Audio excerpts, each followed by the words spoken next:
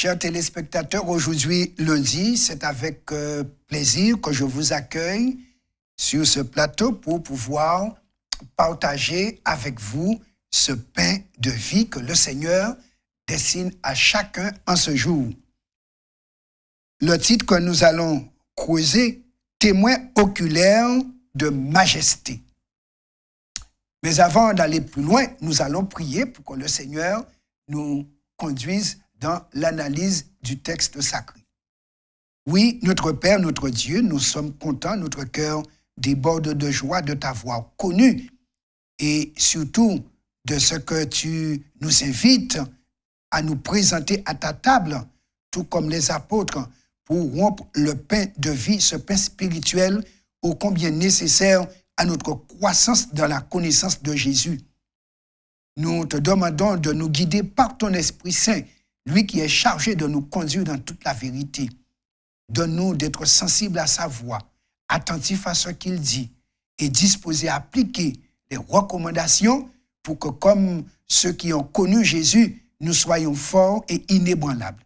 Bénis chacun, nous prions au nom de Jésus et pour la gloire de notre Père. Amen. Dans 2 Pierre, chapitre 1er, versets 16 à 18, l'apôtre Pierre nous dit ceci. Ce n'est pas en effet en suivant des fables habilement conçues que nous vous avons fait connaître la puissance et l'avènement de notre Seigneur Jésus-Christ. Mais c'est comme ayant vu sa majesté de nos propres yeux, car il a reçu de Dieu le Père honneur et gloire, quand la gloire magnifique lui fit entendre une voix qui disait « Celui-ci est mon Fils bien-aimé, en qui j'ai mis toute mon affection. » Et nous avons entendu cette voix venant du ciel lorsque nous étions avec lui sur la sainte montagne. Voici l'apôtre Pierre qui se présente comme un témoin oculaire de la gloire de Dieu. Donc, en miniature, il a eu l'opportunité de voir le moment où Jésus reviendrait en gloire. En plus de la parole prophétique, Pierre a vu de ses yeux un grand nombre de choses qu'il prêchait. Et c'est important pour nous d'écouter un homme comme Pierre nous dire ce qu'il a vu. Le christianisme, dit-il, ne se base pas sur des fables habilement conçues, donc des choses imaginées par l'homme, mais le christianisme est basé sur des événements réels qui ont eu lieu dans l'histoire, des événements dont lui, l'apôtre Pierre, a été le témoin. Dans les évangiles, Pierre était présent lors des événements clés de la vie et du ministère de Jésus. Il était là pour la prédication, l'enseignement et les miracles de Jésus. Donc, de visu, il a constaté, de l'oreille, il pouvait percevoir, saisir, et il a tout gardé dans son cœur. Depuis le miracle des poissons, d'ailleurs, il était le pêcheur de poissons. Il a vu comment son filet s'est rempli, en pleine journée, alors que c'était impossible, normalement. Il a été témoin de cela, jusqu'à ce qu'il rencontre Jésus en Galilée après sa résurrection, car effectivement, il a rencontré le ressuscité. Il a marché avec le Jésus qui a souffert et finalement, il a dialogué personnellement avec le Jésus glorifié. Pierre, donc, fut un témoin oculaire de bien des événements.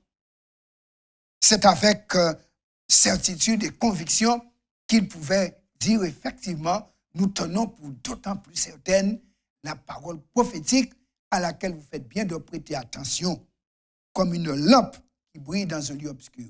Oui, Pierre, il a vu les choses se concrétiser dans la vie de Jésus et il voudrait que nous aussi, nous puissions avoir la même conviction qu'il a eue, puisque nous sommes dans le même combat, à affronter le même ennemi, à endurer les mêmes difficultés. Donc, la parole est là pour nous fortifier.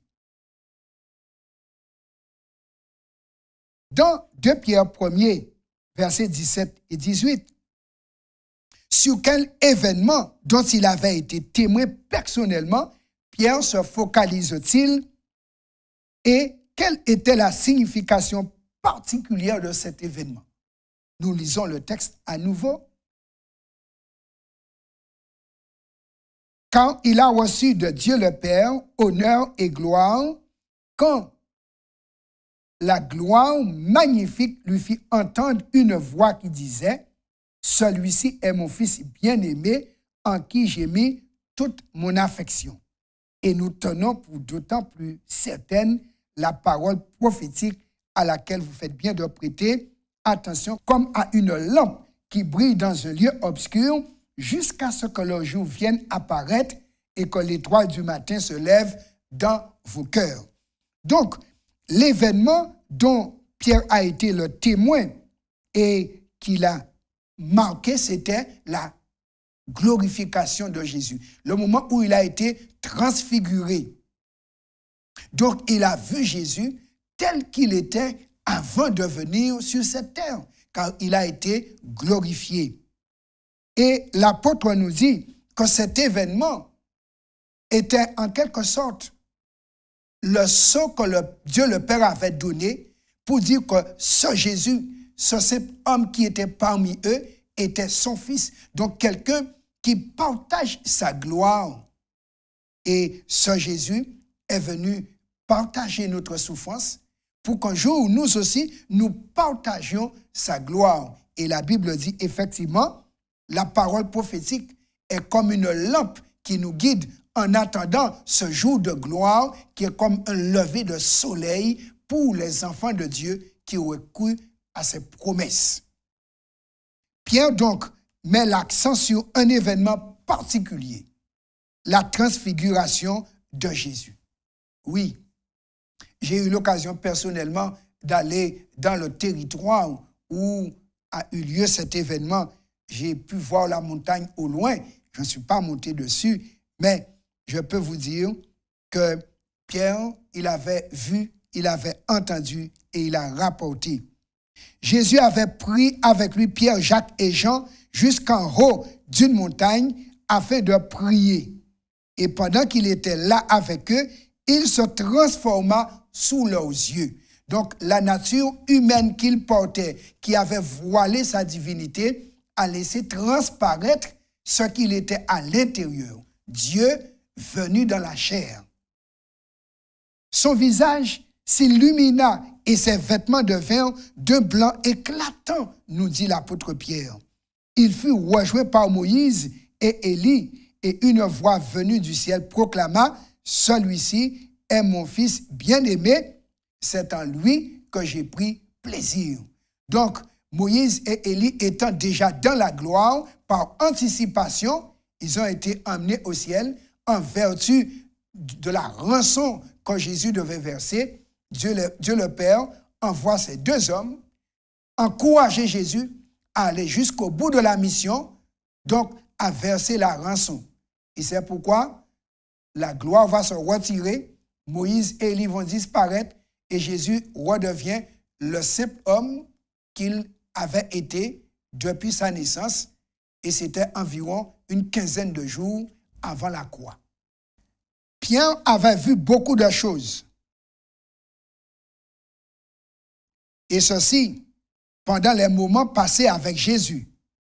Mais cet incident sort du lot et on le comprend.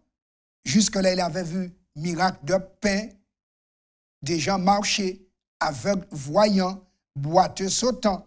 Mais quant à voir Jésus tel qu'il est dans la gloire, là, c'est quelque chose de hors du commun. Il révèle que Jésus est le Fils de Dieu. Ce qui veut dire qu'il est de la même nature que Dieu.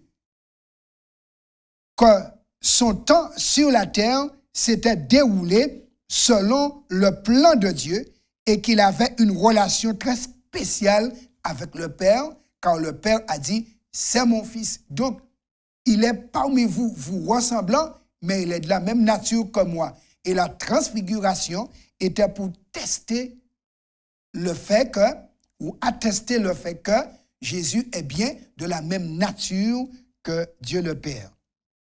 Même avec tout ce que Pierre avait vu ou verrait, cet événement qui comprenait cette voix venue du ciel, c'est pourtant le seul dont il parle dans sa lettre. Nous avons entendu ce témoignage et nous en rendons témoignage aussi. L'apôtre Pierre dit, nous savons qui est Jésus. Oui, alors pensez à l'événement ou aux événements qui ont fait forte impression sur votre vie spirituelle et sur votre foi. En quoi vous ont-ils influencé et qu'en signifie-t-il encore pour vous aujourd'hui? Pourquoi ont-ils eu un tel impact sur vous? Puisque moi, quand j'ai entendu l'Évangile, j'y ai cru et pour cela, j'ai concrétisé ma croyance en entrant dans l'eau du baptême. Et moi aussi, je peux dire que j'ai été témoin de quelque chose de particulier, puisque rentrant à la maison après mon baptême, je devais monter une colline pour rentrer à la maison. J'étais à pied, j'avais 15 ans à l'époque, et je peux vous dire, le Saint-Esprit m'a pris et m'a fait monter la colline sans que mes pieds touchent à terre. Je l'ai vu et j'en témoigne. C'était quelque chose de particulier, d'étrange même. Et j'ai compris que Dieu m'avait pris en main et que toute ma vie serait entre ses mains. Et c'est pourquoi aujourd'hui, cela fait 45 ans que je le laisse guider ma vie.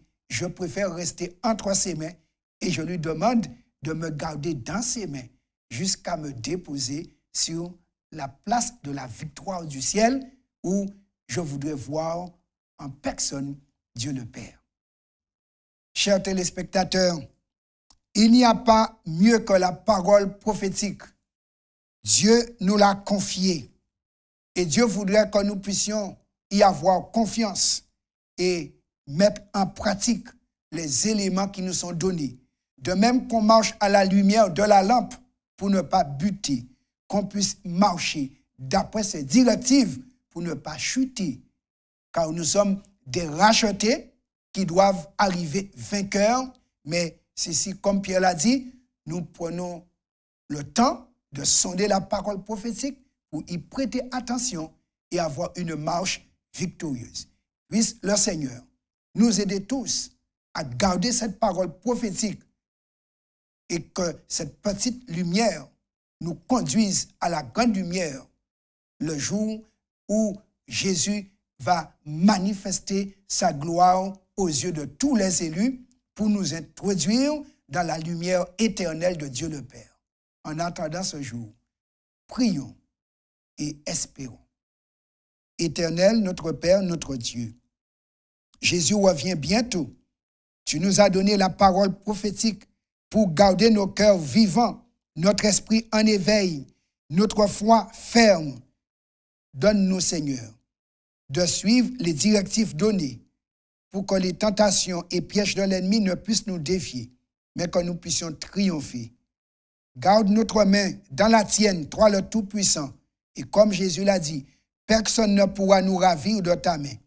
Que nous puissions, tout comme les apôtres, les disciples, arriver jusqu'au bout, peu importe la longueur du chemin, les embûches, mais avec toi, nous partons en vainqueur et pour vaincre. Honore ton nom dans nos vies, nous prions au nom de Jésus et pour ta gloire. Amen.